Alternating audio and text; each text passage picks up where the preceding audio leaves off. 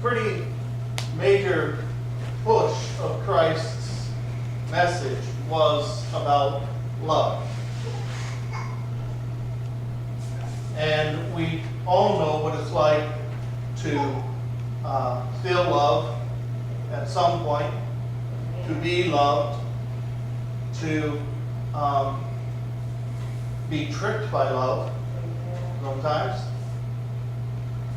Sometimes we thought we knew love and it became something we weren't familiar with.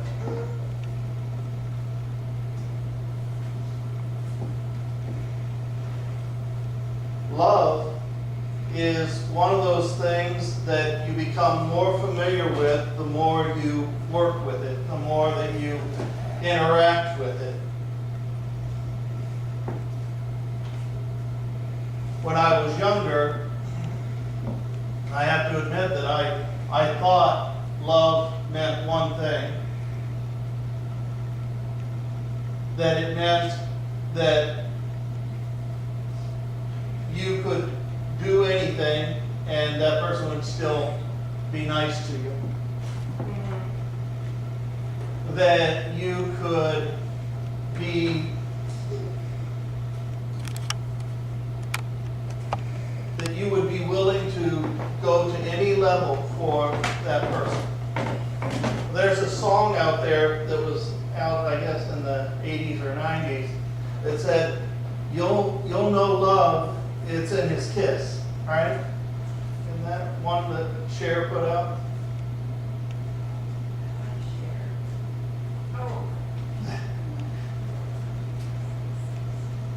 And I don't know that I agree necessarily that love is in a kiss, but I think that the intimation of that song is that you'll know whether someone loves you by the way that they act with you, the way that they interact with you. And the message she was trying to portray in that particular song was that you can tell through, sometimes you can tell through a kiss whether someone even cares about you. Or whether there's all sorts of ways to get a kiss, right? Kiss your mom on the cheek, get a kiss on your forehead when you're a child. There's the kissing of a hand out of respect. There's all sorts of ways that we convey that we care about one another. But this love that Jesus is talking about here is summed up best in this verse 13. Lay down my life for a friend. Now I have laid down my life for family. I've been willing to go to jail for my family. I've been willing to go to the ends of the earth and stop the torture for family. But a friend, or a stranger, would I be willing to lay myself out there for someone I don't know? Because who did Jesus call our friend or our neighbor? Who was it? Do you remember? He had a parable about it. Who did he call the neighbor to that time? The parable is the Good Samaritan. And we remember who the Samaritans were to the Jewish nation, right? They were considered less than Jewish because they were half Jewish and half intermarried in some of the other nations and the other religions. But Jesus said the neighbor in this case happened to be a Samaritan who happened to find someone that he didn't know, just beaten up and in trouble on the road.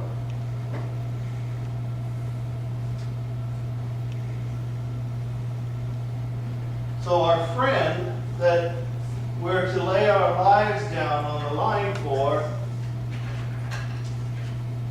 come through the commands that Jesus said. And his command is that we love one another.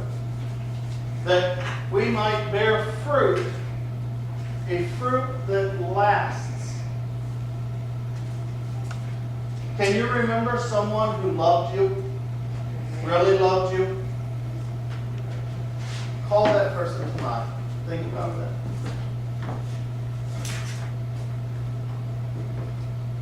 Is there some lingering memory of that love?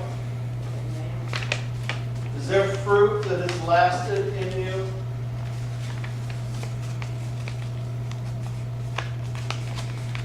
Can you think of someone that you love right now?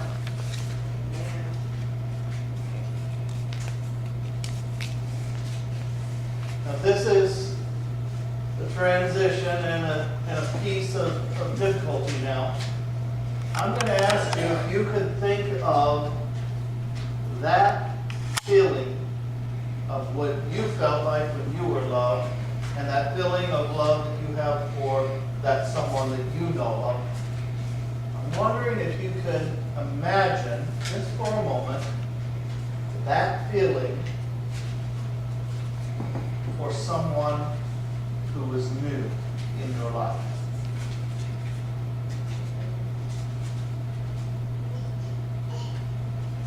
What would it take to have that kind of love for someone that's new to you? Do you know? Do you know what it took for you to love that individual that you have in your mind right now? Do you remember? Because I remember what it takes to love. What it takes for me to love is I have to lower the barriers that I keep up to protect me throughout my life. I have to lower them just enough to know the person that I'm trying to have an interaction with, a relationship with.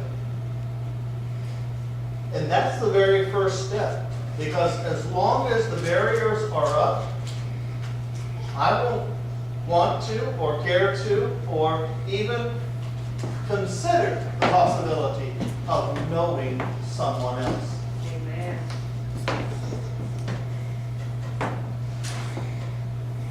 Well, Pastor Bill, that is wonderful thoughts and wonderful ideas, but I've been hurt a couple times, and I don't want my barriers to come down because I'm afraid that somebody's going to hurt me again.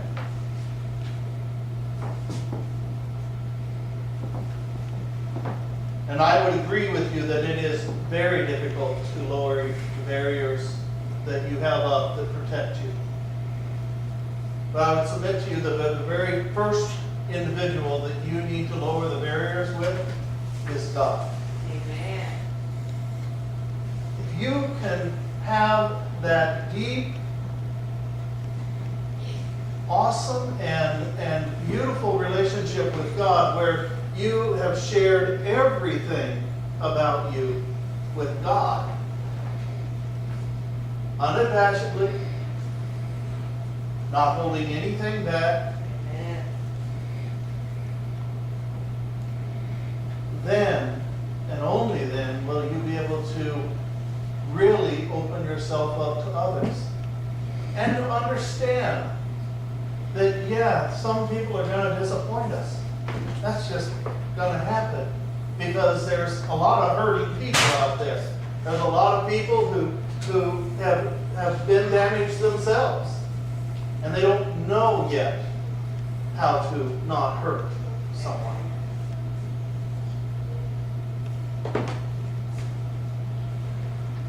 But if you can be honest with God and lower your barriers there, because who can you trust if you can't trust God? Amen.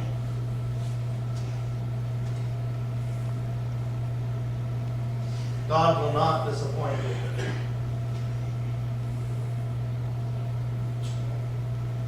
When I have been open and honest with God about what's going on with me, God is right there and willing and able to take me through whatever it is that I'm going through. Hallelujah. And as I become familiar with God, then I become more willing to be familiar with others. Less afraid. Because it is a risk. There's always a risk in love. The most unrisky thing to do in your life, at least from a human perspective, would be to never interact with anyone. That would be unrisky completely. You wouldn't have to worry about whether someone was happy with you or unhappy with you. You wouldn't have to worry about whether they thought you were great, wonderful, or whether they thought you were smart. Because it wouldn't matter, because the whole world is only you, right? If you don't ever interact. If you're so afraid to interact with people, then you'll never worry about it if you just don't go out. Just stay home.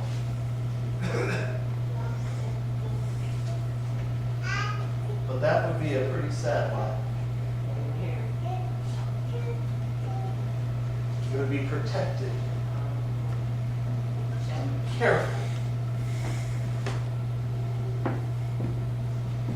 Tell you what, I don't like amusement rides because they're scary. And you never know what's around that corner or up and over that hill. It makes my heart race.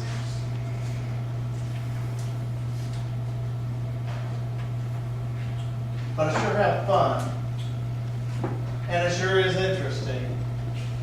And I sure do get sick a lot on those rides. But life is kind of like that too. And love is definitely like that. It's risky.